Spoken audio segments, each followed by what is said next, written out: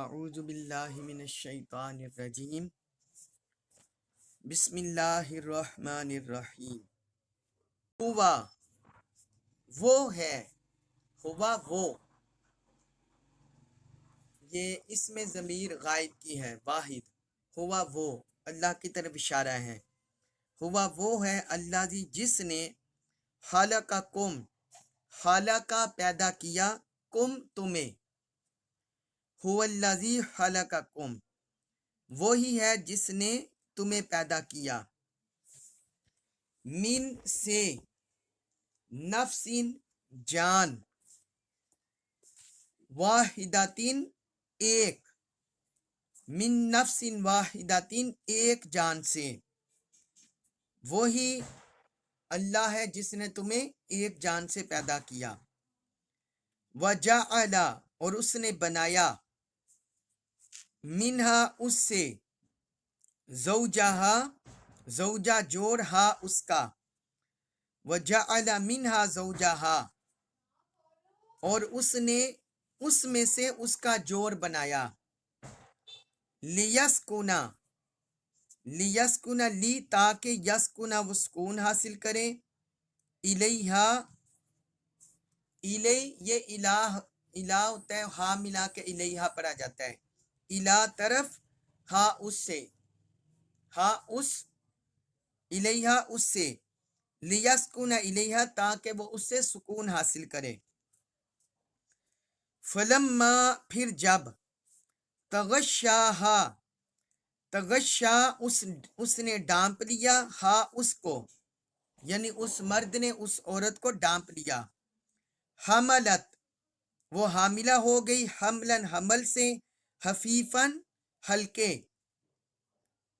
حملت حملن خفیفاً تو وہ خفیف بوجھ کے ساتھ حاملہ ہو گئی، فمرت پھر وہ چلتی رہی، بھی اس کے ساتھ، فمرت بھی پھر وہ اس کے ساتھ چلتی پھرتی رہی، فلما پھر جب، اسقلت وہ گراں بار ہوئی، وہ گراں بار ہوئی یعنی بوجھل ہو گئی، باری ہو گئی، دعوا اللہ دعوا انہوں نے دعا کی، دعوا یہ صیغہ تثنیہ کا ہے، دعوا ان دونوں نے دعا کی، اللہ اللہ سے، ربہما ربہما رب ہما ان دونوں کا، دعوا اللہ ربہما جو ان دونوں کا رب ہے۔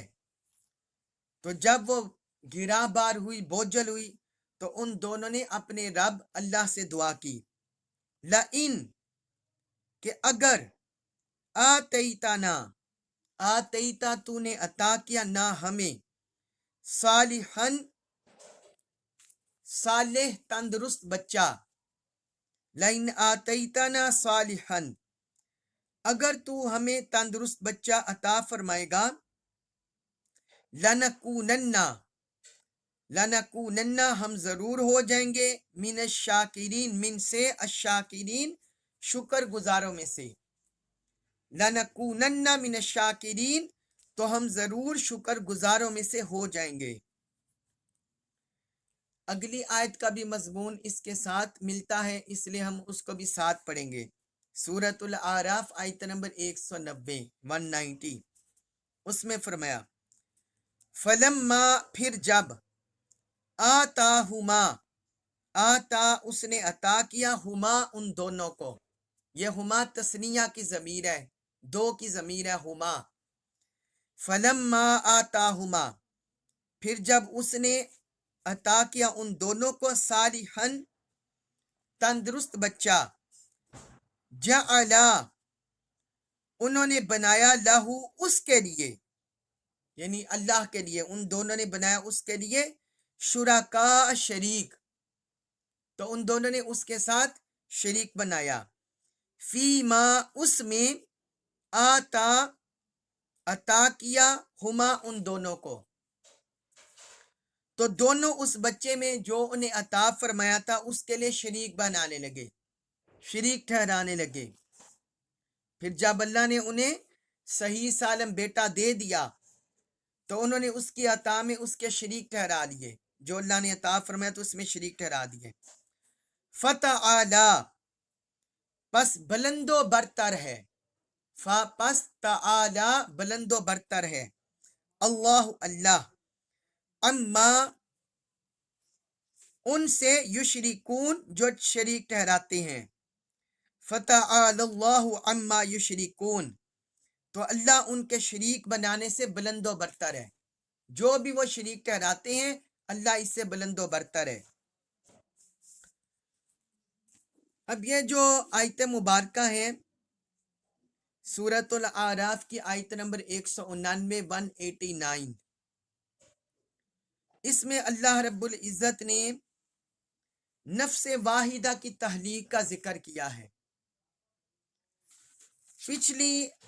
پیچھے سارے مضمون میں توحید سے مضمون شروع ہوا تھا، سورۃ الاعراف آپ سب شروع سے پڑھ رہی ہیں۔ سورۃ الاعراف کا آغاز توحید سے شروع ہوا تھا، اللہ کی وحدانیت سے، اس کی ربوبیت سے۔ پھر آگے اللہ رب العزت نے حضرت آدم علیہ السلام کی تخلیق کا ذکر کیا، پھر اس کے بعد انبیاء کرام کی بعثت کا ذکر ہوا، حضرت موسیٰ علیہ السلام کی بعثت کا ذکر ہوا، پھر حضور صلی اللہ علیہ وسلم کی بعثت کا ذکر ہوا، اور اللہ تعالیٰ نے جو عالم ارواح میں وعدہ لیا تھا اس کا ذکر ہوا، اور پھر اس آیت سے جو پچھلی آیات ہیں ان میں پھر اللہ تعالیٰ نے لوگوں کو توحید کی طرف، رسالت کی طرف دعوت دی۔ اب اس آیت مبارکہ میں اللہ رب العزت نے انسانوں کو ان کی حقیقت بتائی ہے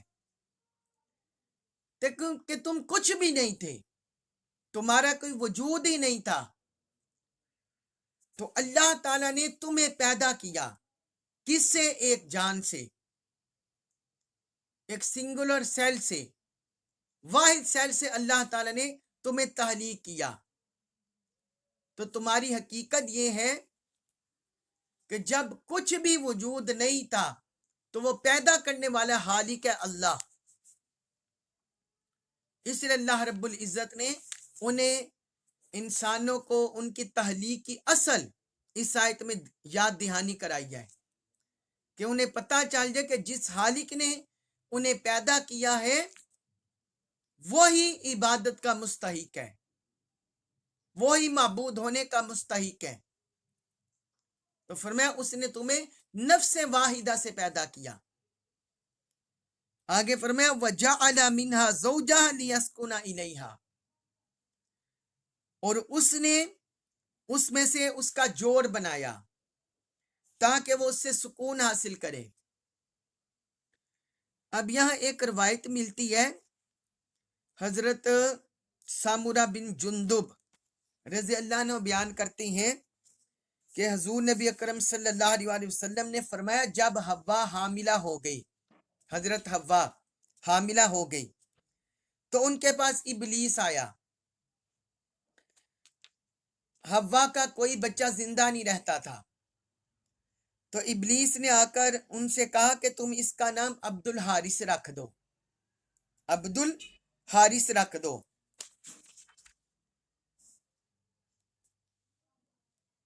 تم اس کا نام عبد الحارث رکھ دو۔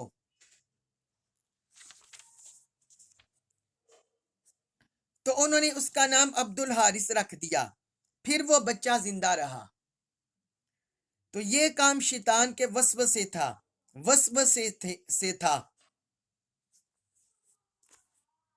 تو چونکہ انہوں نے یہ سنن ترمذی میں حدیث ہے، حدیث نمبر 3088، اور مصنف عبد الرزاق میں بھی حدیث ہے، حدیث نمبر 968۔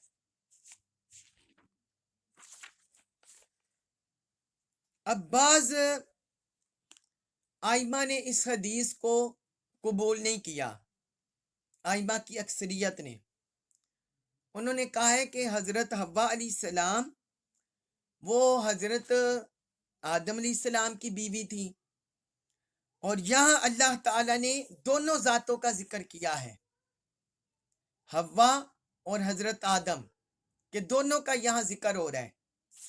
جو ہم پڑھے ہیں، جو آگے بھی ہم پڑھیں گے، دونوں ذاتوں کا ذکر ہو رہا ہے، حضرت آدم اور حضرت حوا کا۔ لہٰذا یہ کسی طرح ممکن نہیں کہ حضرت حوا علیہ السلام نے شیطان کے کہنے پر آ کر اس اپنے بچے کا نام عبد الحارث رکھ دیا ہو، کیونکہ حارث شیطان کا نام تھا، ابلیس کا نام تھا، اس لیے اس میں شرک فی تسمیہ آ جاتا ہے، ناموں میں شرک آ جاتا ہے۔ لہذا محدثین نے، مفسرین نے اس روایت کا انکار کیا ہے، وہ کہتے ہیں کہ یہ اس سے متعلق نہیں۔ ہاں وہ کہتے ہیں کہ اس میں یہ ہو سکتا ہے کہ یہ جو اگلے لفظ آ رہے ہیں، اگلے لفظ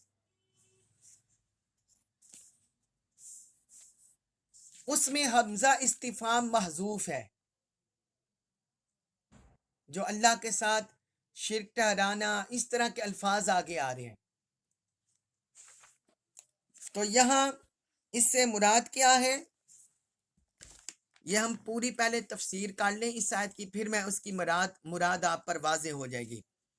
تو اللہ رب العزت نے یہاں تک تو یہ بیان فرما دیا کہ ایک سنگولر سیل پیدا کیا، ایک جان پیدا کی، اور اسی سے اس کا جوڑ بنایا تاکہ اس سے سکون حاصل کرے۔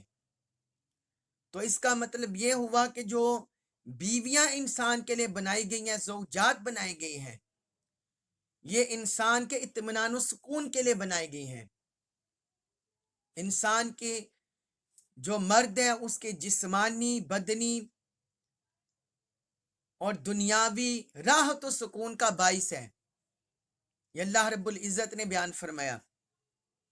پھر آگے بیان کیا فلما تغشاها حملت حملا خفیفا،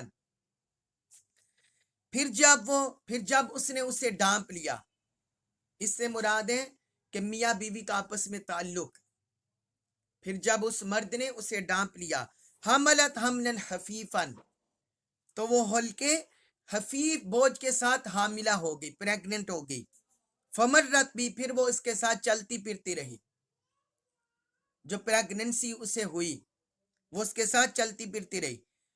فلما اسقلت دعوا اللہ ربہما، پھر جب وہ عورت ہے، بیوی ہے، گراں بار ہو گئی، بوجھل ہو گئی، یعنی بچے کی جو مدت حمل ہے وہ پوری ہو گئی 9 ماہ تک، تو اس وقت دعوا اللہ ربہما، ان دونوں نے اللہ سے، جو ان دونوں کا رب ہے، اپنے رب سے دعا کی، ان دونوں نے اللہ اپنے رب سے دعا کی، لئن آتیتنا صالحا لنکونن من الشاکرین، اگر تو ہمیں صحیح سلامت صالح بچہ دے گا تو ہم تیرے شکر گزار ہو جائیں گے، ہم ضرور تیرے شکر گزار ہو جائیں گے۔ تو اس ضمن میں وہ حدیث بیان ہوا جو میں نے آپ کو سنا دی، اب اگلی آیت کے الفاظ ہیں فلما آتاہما صالحا، جب اس نے ان دونوں کو صالح اولاد، تندرست اولاد عطا کر دی، جعل لہ شرکاء فیما آتاہما، تو جو اس نے ان دونوں کو عطا کیا تھا اس کی وجہ سے وہ اس کے لیے شریک ٹھہرانے لگے، یعنی اللہ کے ساتھ شریک ٹھہرانے لگے۔ فتعالی اللہ عما یشرکون، تو اللہ اس سے بلند و برتر ہے جو وہ شریک ٹھہراتے ہیں۔ یہ جو اگلے الفاظ ہیں آیت نمبر 190 کے، اس کو ملحوظ رکھ کر، سامنے رکھ کر مفسرین کہتے ہیں کہ یہ روایت نہیں مانی جائے گی، کیونکہ اس آیت کے لفظ میں ماں باپ دونوں کا ذکر آ رہا ہے، اور وہ دونوں اگر اس روایت کو مانے تو وہ حضرت آدم اور حضرت حوا بنتی ہیں، اور حضرت آدم علیہ السلام نبی تھے، اللہ کے نبی تھے، اور نبی سے یہ ناممکن ہے، محال ہے کہ وہ معاذ اللہ اللہ کے ساتھ کسی کو شریک ٹھہرانے لگے، کیونکہ یہاں اللہ تعالی نے فرمایا جعل لہ شرکاء، کہ ان دونوں نے اس کے ساتھ شریک ٹھہرایا، शरीक बना दिया, फीमा आतोम, जो उसने अता किया उन्हें। इस वजह से मुफस्सिरीन ने इस रिवायत का इनकार किया है। ये मैंने आपको इसलिए बयान की है क्योंकि इस आयत के ज़िमन में पस मंजर में वो रिवायत बयान की जाती है, इसलिए मैंने वो रिवायत जिक्र किया है। और ये आइमा का उसूल है, क्योंकि ये अहले किताब के तरीक से रिवायत आई है, अहले किताब के तरीक से आइमा का ये उसूल है। अहले किताब की रिवायात के बारे में 3 तरह से मौक़िफ़ पाए जाते हैं। 3 तरह का मौक़िफ़ है अहले इस्लाम का। नंबर 1, अगर तो कोई रिवायत हमें किताब व सुन्नत से मालूम होगी ये सही है, हम उसे कबूल कर लेंगे। जो अहले किताब के तरीक से आई होगी, जिसमें अहले किताब के रावी होंगे यहूद व नसारा के, तो हम उस रिवायत को कबूल कर लेंगे जिसका मतन, जिसका मजमून किताब व सुन्नत के मुताबिक होगा। नंबर 2, जिनके बारे में हमें पता हो कि ये कुरान और सुन्नत के खिलाफ है, जिस तरह हजरत ईसा अलैहिस्सलाम को सूली पर लटकाना, या जिस तरह ये रिवायत है हजरत आदम अलैहिस्सलाम को माज़अल्लाह मुशरिक बनाकर पेश करना, या अंबिया इकराम पर और तोहमत लगा देना। तो जो रिवायतें कुरान और सुन्नत के खिलाफ हो, हम उसे कबूल नहीं करेंगे, हम उसे कबूल नहीं करेंगे। और तीसरी किस्म की वो रिवायात होती हैं जिनका झूठ और सच हम पर वाज़े नहीं होता, तो उनके बारे में हमें हुक्म है हम खामोशी इख्तियार करें, ना हम उनकी तकजीब करेंगे, यानी ना जुटलाएंगे और ना उनकी तस्दीक करेंगे। तो ये 3 तरह के अहले इस्लाम के इस पर मौक़िफ़ हैं। अब यह कौन मुराद है? तो इस पर ये जो लफ्ज़ आए हैं जअला लहु शुरका, इस पर बाज़ मुफस्सिरीन ने बयान किया है कि अगर हम इसे हज़रत आदम और हज़रत हव्वा की तरह मंसूब करें, तो फिर वो कहते हैं जअला लहु शुरका, तो जअला के साथ हमजा इस्तिफाम ये महजूफ है, फिर ये सवालिया बन जाता है। यानी इसका मतलब है जअला लहु शुरका, कि क्या उन दोनों ने अल्लाह के साथ किसी को शरीक ठहराया? फिर इसका ये मफहूम बन जाता है। अगर हजरत आदम और हजरत हव्वा अलैहिस्सलाम की रिवायत को लें और सच्चा माने, तो फिर इसका ये मफहूम बन जाता है कि यहाँ जअला के साथ सवालिया निशान हमजा महजूफ है, तो फिर वो रिवायत सच्ची हो जाती है। और बाज ने बयान किया है कि चूंकि यहाँ हमजा इस्तिफाम नहीं आया, लिहाजा मुफस्सिरीन ने इसकी ये तौजीह की है कि इन दोनों आयतों में मुशरिकीन की जहालत और उनका शिरक का जिक्र है। मुशरिकीन की जहालत और उनके शिरक का जिक्र है कि जब वो मुसीबत में होते हैं, मुश्किल में होती हैं, उनकी बीवी मुश्किल मुशक्कत में होती है, तो फिर वो जो सारे कायनात का हालिक है, जो उनका रब है, तो उसको पुकारते हैं, कहते हैं या अल्लाह अगर तूने हमें सही सलामत बच्चा दे दिया तो हम तेरे शुक्र गुजार हो जाएंगे, तेरी इबादत करेंगे। लेकिन जब रब की तरफ से उन्हें नेमत मिल जाती है, तो फिर वही वालिदैन उसके साथ अल्लाह के साथ शरीक ठहराने लग जाते हैं और अपने बुतों की तरफ मंसूब कर देते हैं।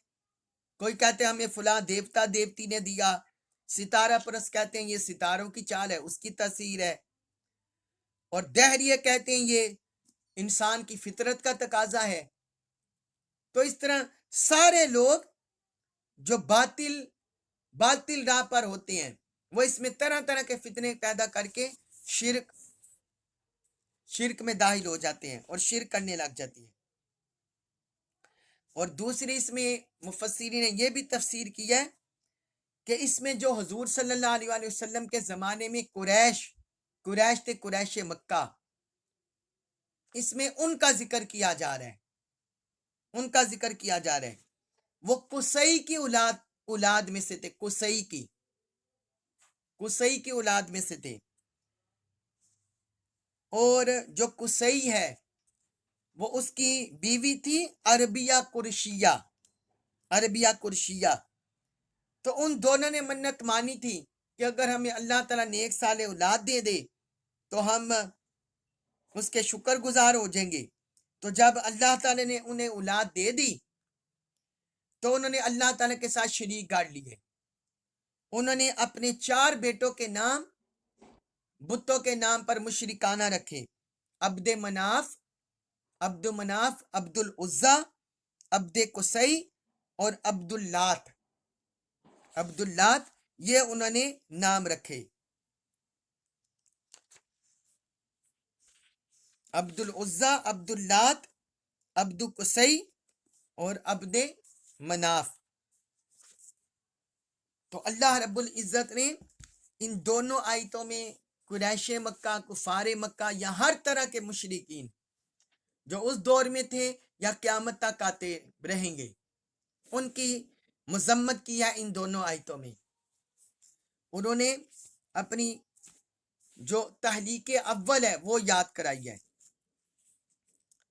اس کے بعد ہے سورۃ الاعراف آیت نمبر 191. اس میں فرمایا کیا یشرکونا وہ شریک بناتے ہیں، ما اس کو، لا نہیں، یہلک وہ پیدا کر سکتا شیئن کچھ بھی، وہم حالانکہ وہ یہلکون پیدا کیے جاتے ہیں، وہم یہلکون حالانکہ وہ پیدا کیے جاتے ہیں.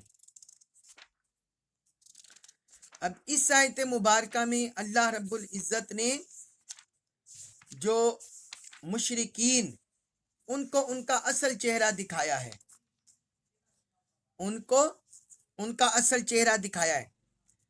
فرمایا کیا تم اس چیز کے ساتھ شریک ٹھہراتے ہو، ایسے لوگوں کو شریک بناتے ہو، ایسی چیزوں کو شریک بناتے ہو، ما لا یخلق شیئا جو کوئی چیز بھی پیدا نہیں کر سکتا. تخلیق کا مطلب ہے کسی بھی چیز کو پیدا کرنا، اس میں جان ڈالنا. تو وہ تو کوئی مکھی مچھر بھی تخلیق نہیں کر سکتے. تو کیا ایسوں کو شریک بناتے ہیں؟ پھر آگے فرمایا وہم یہلکون حالانکہ وہ خود پیدا کیے گئے ہیں. جو مظاہر فطرت ہیں، سورج چاند ستارے، ان کو رب نے پیدا کیا. پھر جو مٹی پتھر درخت گائیں بھینس بیر بکریاں جنہیں بناتے وہ بھی رب نے پیدا کیے. تو فرمایا وہ تو خود پیدا کیے گئے ہیں، کیا انہیں اتنا بھی شعور نہیں کہ جو نہ کوئی چیز پیدا کر سکتے ہیں بلکہ وہ خود پیدا کیے گئے ہیں، انہیں رب کا شریک بنا رہے ہیں. اس کے بعد ان بتوں کی اور ان معبودان باطلہ کی مزید مذمت کی، رد کیا. آیت نمبر 192 اس میں فرمایا ولا اور نہ یستطیعون وہ قدرت رکھتے ہیں، لہم ان کے لیے، نصرن کسی مدد پر، ولا یستطیعون لہم نصرن اور نہ وہ ان کی مدد کرنے پر کوئی قدرت رکھتے ہیں، یعنی ان مشرکوں کی. ولا اور نہ انفسہم اپنے آپ کی، ینصرون وہ مدد کر سکتے ہیں، ولا انفسہم ینصرون اور نہ ہی وہ اپنے آپ کی مدد کر سکتے ہیں.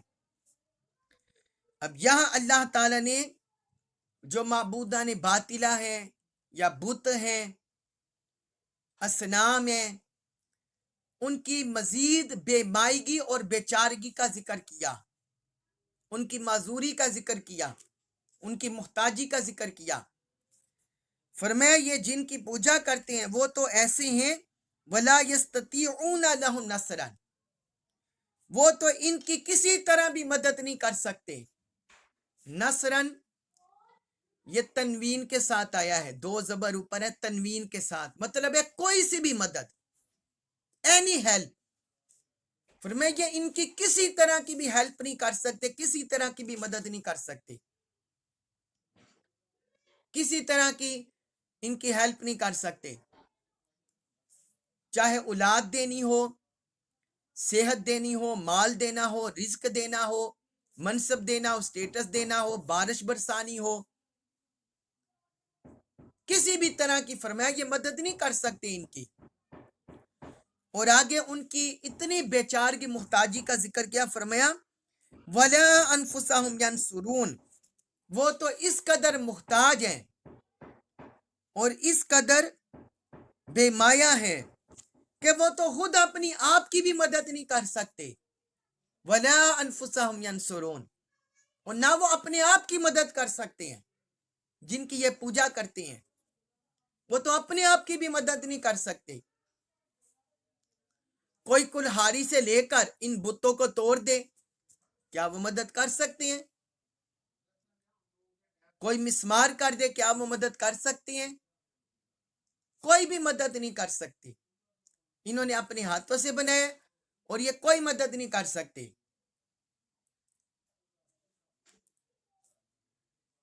اب بعض لوگ اس طرح کی آیات پڑھ کے وہ ان کو انبیاء کرام اور رسول اعظام اور اولیاء و صالحین کی طرف لے جاتے ہیں،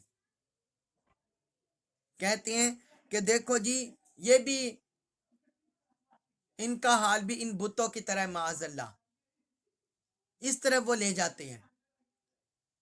حالانکہ یہ میں کئی بار وضاحت کر چکا ہوں ان آیات کے معنی اور مفہوم میں کہ بت خود اپنے ہاتھوں سے بت پرست تراشتے ہیں اور اپنے ہاتھوں سے انہیں بناتے ہیں، یا جو رب نے بنایا ہوا ہے خود ان کی پوجا کرتے ہیں، جبکہ مؤمنین صالحین کبھی کسی ولی اللہ کی پوجا نہیں کرتے، نہ کسی نبی اور رسول کی پوجا عبادت کرتے ہیں، نہ کسی رسول کی عبادت کرتے ہیں اور نہ انہیں رب کے ساتھ شریک ٹھہراتے ہیں، حتیٰ کہ ہم تاجدار کائنات صلی اللہ علیہ وسلم کی بھی عبادت نہیں کرتے۔ اور حضور صلی اللہ علیہ وسلم نے ہمیں یہی تلقین کی ہے۔ ہاں، جو قرآن و سنت نے ہمیں بتایا ہے ہم وسیلہ بناتے ہیں، استغاثہ بناتے ہیں، ان کے وسیلہ سے دعا کرتے ہیں اور ان سے اپنی جان سے بڑھ کر محبت کرتے ہیں، اپنی جان، اپنے مال، اپنے اولاد سے بڑھ کر محبت کرتے ہیں۔ اور یہ قرآن اور سنت کی ہمیں تعلیم ہے، صحابہ کرام کی سیرت سے ہمیں یہی درس ملتا ہے، مگر معاذ اللہ ہم انہیں معبود نہیں بناتے۔ جو لوگ اس طرح کا اعتراض کرتے ہیں وہ کوئی ایک جملہ بھی اہل سنت کے کسی عالم کا، کسی امام کا، کسی فقیہ محدث کا ایک جملہ بھی ہزاروں سال کی تاریخ میں نکال کے نہیں دکھا سکتے۔ 1400 سال جو اسلام کی تاریخ ہے، ابھی تو 15ویں صدی ہجری جاری ہے، اس میں نہیں نکال کے دکھا سکتے کہ کسی امام نے، کسی مفسر محدث نے لکھا ہو کہ ہم حضور کی عبادت کرتے ہیں، معاذ اللہ۔ تو ایسے لوگ صرف تہمت ترازی کرتے ہیں، اور امت مسلمہ کی میجورٹی، امت مسلمہ کی اکثریت، اہل ایمان کی اکثریت جو حضور کا وسیلہ بناتے ہیں، حضور کا استغاثہ بناتے ہیں، حضور کی شفاعت کے طلبگار ہوتے ہیں، اور آقا علیہ الصلوۃ والسلام کی بارگاہ میں، آقا علیہ الصلوۃ والسلام کو اللہ کی بارگاہ میں پیش کرتے ہیں، تو اس سے کوئی بھی مشرک نہیں ہو جاتا۔ اور امت کی اکثریت کا یہی عقیدہ ہے، امت کی اکثریت کا۔ جو اس کے انکاری ہیں وہ تو بہت تھوڑے ہیں، وہ تو بھی شاید جو انکار کرنے والے ہیں توسل استغاثہ کا، وہ تو ابھی شاید پوری دنیا میں 1-2 کروڑ بھی نہیں ہوں گے۔ تو 2.25 ارب مسلمان، ان میں سے یہ 2-3 کروڑ بھی لگا لیں اور وہ بھی نہیں ہے، تو باقی سب کا عقیدہ یہی ہے۔ اس لیے ایسے لوگ محض باطل پر ہیں۔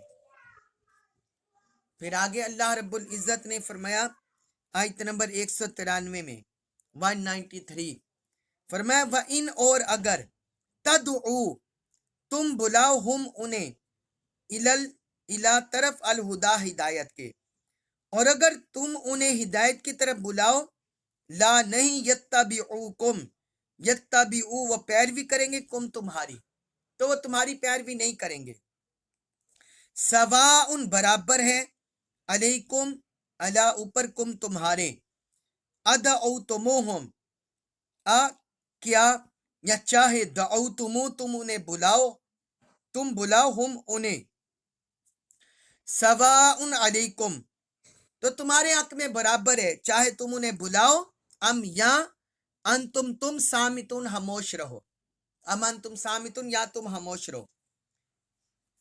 اب اس آیت مبارکہ میں اللہ تعالی نے، اب یہ دیکھیں نا، یہ آیت نمبر 191 192، اس میں اللہ تعالی نے مضمون کارو مشرکین کی طرف موڑ دیا ہے، اور آیت نمبر 190 کے آخر میں بھی اما یشرکون کہہ کر ان کی طرف روح پھیر دیا عبارت کا۔ تو اس سے پتہ چلتا ہے کہ یہ حضرت آدم اور حضرت حوا علیہ السلام کے ساتھ اس واقعہ کا تعلق نہیں ہے۔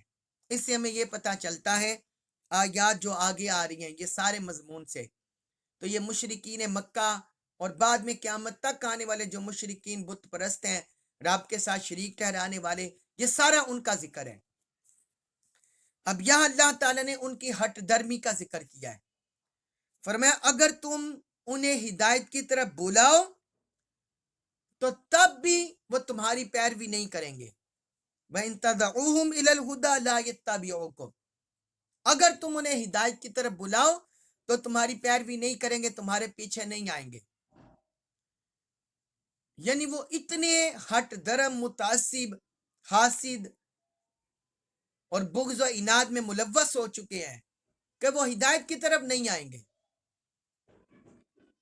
آگے فرمائے سواء علیکم، تمہارے اوپر برابر ہے، چاہے تم ادعوتموہم، چاہے تم انہیں راہ راست کی طرف بلاؤ، انتم سامتون یا تم خاموش رہو، یہ تمہارے اوپر برابر ہے، تمہارے حق میں برابر ہے، وہ کسی طرح بھی ہدایت کی طرف نہیں آنے والے، چاہے تم انہیں بلاتے رہو اور چاہے تم خاموش رہو۔ ہاں اگر بلاؤ گے تو پھر یہ ہو سکتا ہے ان میں سے ہٹ درم ہو تو وہ تمہارے مخالف بھی ہو جائیں۔ اس طرح بہت سے فتنے ہیں، جس طرح آج تک جب سے پاکستان انڈیا سے جدا ہوا ہے، جو متحدہ ہندوستان تھا برصغیر پاک، جب سے جدا ہوا ہے اس وقت سے وہاں کے مسلمانوں پر ظلم ہو رہا ہے، ظلم و ستم ہو رہا ہے عبادت کے نام پر، اور طرح طرح کے مذہبی عنوانات کے نام سے وہاں کے مسلمانوں کو ظلم و ستم کا نشانہ بنایا جاتا ہے۔ ہاں بندہ مومن کا کام ہے حکمت و دنائی سے ان کو راہ حق کی طرف بلاتا رہے، تو جس کے نصیب میں ہوگا وہ ہدایت پا جائے گا۔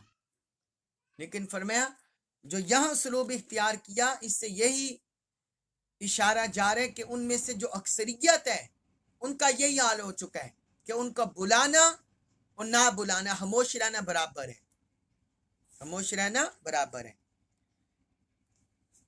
اللہ تبارک و تعالی ہمیں ایمان پر، ہدایت پر استقامت نصیب فرمائے، قرآن مجید کا کامل فہم نصیب فرمائے، اور ہمیں اس پر عمل پیرا ہونے کی توفیق عطا فرمائے۔ وما علیہ الا البلاغ المبین۔